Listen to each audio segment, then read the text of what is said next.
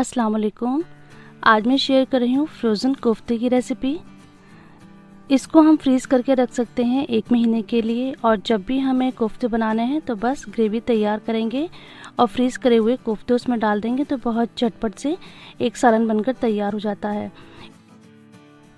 यहाँ पर मैं बनाऊंगी इनको बिना खसखस के, यानी बिना पॉपी सीड के, क्योंकि खसखस हर जगह अवेलेबल नहीं होती है। और तब भी ये जो कोफ्ते हैं बहुत ही सॉफ्ट और बहुत ही मॉइस्ट बनकर तैयार होंगे।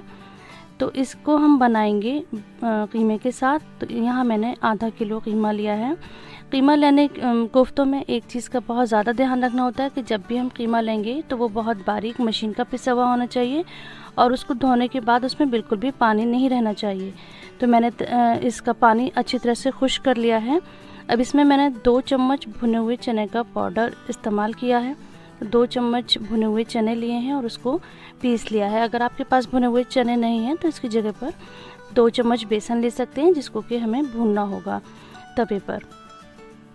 तो कीमे को मैंने बहुत अच्छी तरह से ड्राई कर लिया है। इसको एक कपड़े में स्ट्रेनर पर रखकर खुश्क कर लिया है अच्छी तरह से, तभी कीमा लिया है। अब इसमें हम कुछ चीज़ें ऐड करेंगे। तो यहाँ मैंने 2 चम्मच भुना हुआ चने का पाउडर डाला है, और क्योंकि मैं यहाँ पर खसखस का इस्तेमाल नहीं कर रही हूँ तो यहाँ पे हम 4 से 5 काजू लेंगे और 2 चम्मच गोले का बुरादा लेंगे, यानी, और इसको भी हम मिक्सी में पीस लेंगे। तो इसका भी पाउडर बना के हमें डालना है। तो ये काजू और गोले का पाउडर है, इसको हम डालेंगे। इससे जो कोफ्ते हैं बहुत ही सॉफ्ट रहते हैं और जो इसका मॉइस्चर है वो भी बैलेंस रहता है। अब यहाँ पे एक पेस्ट तैयार करते हैं। तो यहाँ पे मैंने 6 लहसुन की कलियाँ ली हैं, 3 से 4 हरी मिर्चें लेंगे और 1 पीस अदरक का लेंगे। अदरक को छीलकर हमें इन सब का पेस्ट बनाना है, लेकिन पेस्ट में हमें पानी का इस्तेमाल नहीं करना है, क्योंकि कोफ्ते बनाने में हमें पानी कम से कम यूज़ करना होता है। तो तभी जो कोफ्ते हैं बिल्कुल स्मूथ बनते हैं, उसमें क्रैक्स नहीं पड़ते हैं। तो यहाँ पे मैंने लहसुन, मिर्च और अदरक का भी पेस्ट डाल दिया है, और देखिए कितना ड्राई है ये मिक्सचर। तो हमें इतना ही इसको ड्राई रखना है। अब इन सब चीज़ों को हम पीसेंगे।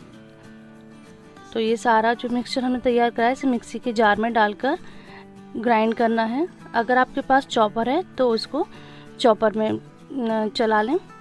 तो इस तरह से ये एकदम स्मूथ सा कीमे का पेस्ट बनकर तैयार होता है। अब इसमें हम कुछ मसाले ऐड करेंगे। तो यहाँ हमने टेस्ट के हिसाब से नमक लिया है, आधा चम्मच कुटी हुई लाल मिर्च ली है, आधा चम्मच पिसी हुई लाल मिर्च ली है,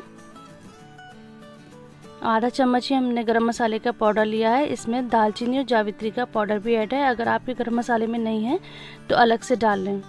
और आधा चम्मच ही हमने यहाँ पर धनिया का पाउडर लिया है।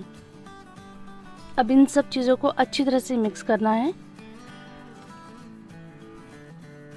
मिक्स बहुत अच्छी तरह से करें ताकि जो मसाला है वो सब जगह एक सा हो जाए।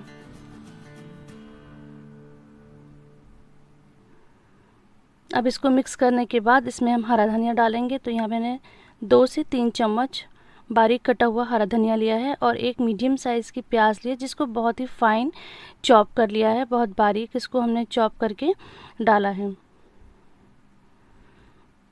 अब इसको हम फिर से मिक्स करेंगे।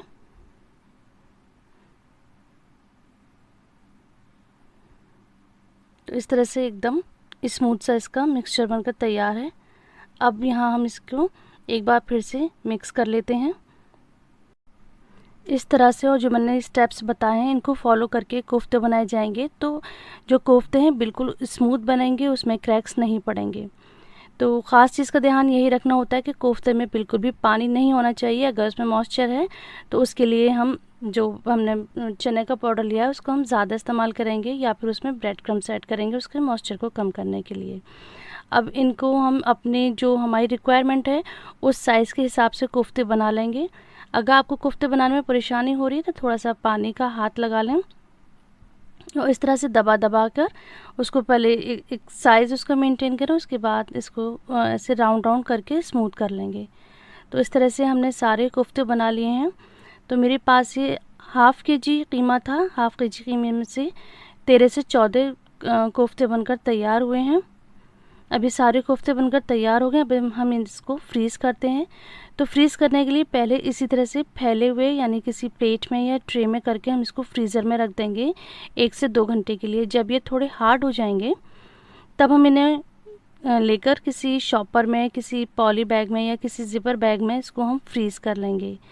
तो इस तरह से हम अगर इनको फ्रीज़ करते हैं तो 1 महीने तक हम इनको स्टोर कर सकते हैं। इसमें कोई भी ख़राबी नहीं होती है। और जब भी हमें सालन बनाना है तो ग्रेवी को तैयार करें और इसमें ये कोफ्ते डाल सकते हैं। तो इन कोफ्तों से हम कोफ्ते की बिरयानी, कोफ्ता पुलाव, कोफ्ते की ग्रेवी यानी कोफ्ते की ग्रेवी बना सकते हैं। तो आप भी इसी तरह से कोफ्ते बनाकर फ्रीज़ करिए और 1 महीने के लिए स्टोर करिए। जब भी ज़रूरत हो तो इसको फटाफट से तैयार करिए।